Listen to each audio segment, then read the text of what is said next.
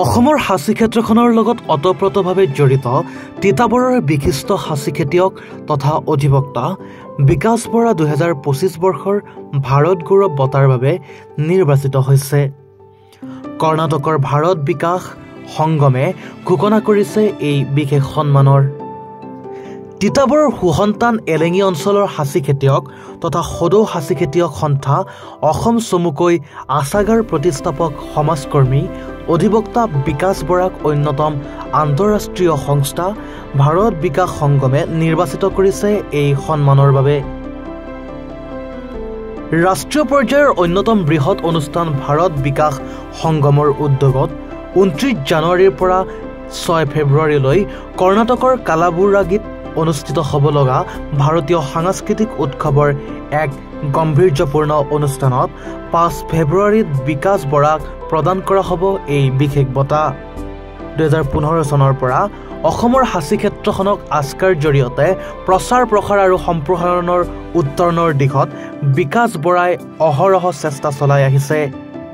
অসমৰ মূল্যৱান সাঁচিক ভিয়েটনাম, শ্ৰীলংকা, নেপাল আদিৰ বিশ্বৰ বিভিন্ন দেশক অসমৰ উচ্চ মানদণ্ড সম্পন্ন সাঁচি খেতিক পৰিচয় কৰাই বিভিন্ন দেশত সমাদৰ লাভ কৰি আহিছে বিকাশ বৰাই। ভাৰত গৌৰৱ বঁটাৰ বাবে নিৰ্বাচিত হোৱা বিকাশ বৰাক ইনস্পিৰেশ্যনৰ লগতে তিতাবৰৰ বিভিন্ন দল সংগঠনে জনাইছে অভিনন্দন আৰু শুভেচ্ছা। নিশ্চিতভাৱে এইটো এক আনন্দৰ মুহূৰ্ত আৰু অসমৰ সাঁচি খেতিয়ক তথা আছগাৰ্জী কৰ্মকৰ্তা সকলোলৈকে আৰু যি অনুষ্ঠান ভাৰতীয় বিকাশ সংগম, যি অনুষ্ঠানে ভাৰতৰ বিভিন্ন গ্ৰামীণ পৰ্যায়ত যিসকল লোকে বিভিন্ন পৰ্যায়ত কাম কৰি আহিছে প্ৰকৃতিৰ লগত, তেখেতসকলক চিনাক্ত কৰি যি বঁটা প্ৰদান কৰিছে, আমি সকলোলৈকে ধন্যবাদ আৰু আন্তৰিক কৃতজ্ঞতা জ্ঞাপন কৰিছোঁ। সাঁচি খেতি আচলতে মোৰ জন্মৰ পৰাই দেখিছোঁ, আমাৰ ককা দেউতাহঁতৰ দিনৰ পৰা দেখিছোঁ, দেউতাৰ দিনতো দেখিছোঁ, কিন্তু তেনেকুৱা এটা কোনো ধৰণৰ বাণিজ্যিক দিশত এনেকুৱা এটা ছিষ্টেমেটিকেলি কৰা হোৱা নাছিলে। কিন্তু আমি যেতিয়া ডাঙৰ হ'লোঁ তেতিয়া বুজি পালোঁ, ইয়াৰ মূল্য বুজি পালোঁ, আন্তঃৰাষ্ট্ৰীয় ৰাষ্ট্ৰীয় ক্ষেত্ৰত ইয়াৰ গুৰুত্ব বুজি পালোঁ।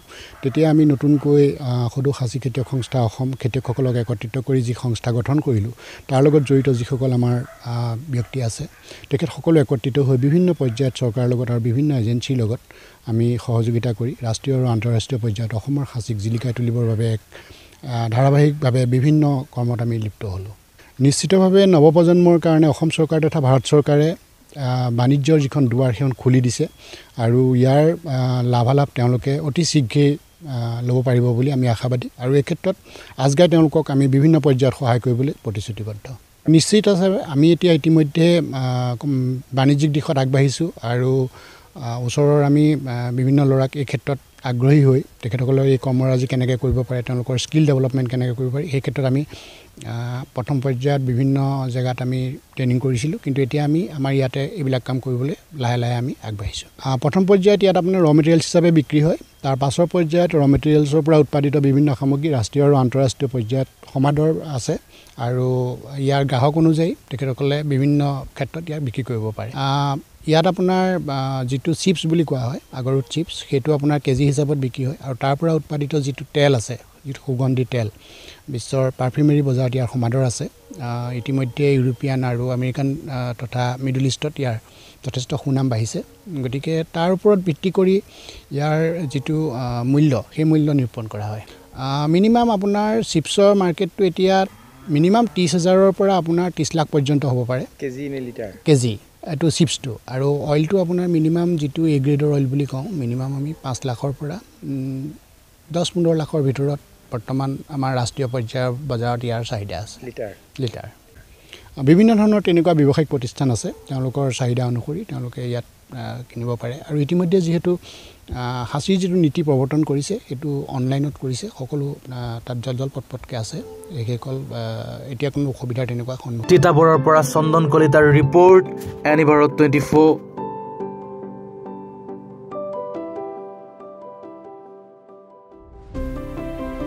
নমস্কাৰ, মই উৎপল দাস আৰু আপোনালোকে চাই আছে এনি ভাৰত। আৰু আপোনালোকক জনাবলৈ পাই মই বহুত সুখী হৈছোঁ যে আমাৰ সকলোৰে মৰমৰ শ্ৰদ্ধা জুবিন গাৰ্গৰ গীতসমূহৰ ভিত্তিত এটা খুব সুন্দৰ ৰিয়েলিটি শ্ব' এনি ভাৰতে আয়োজন কৰিছে, জুবিনৰ গানে কি আনে।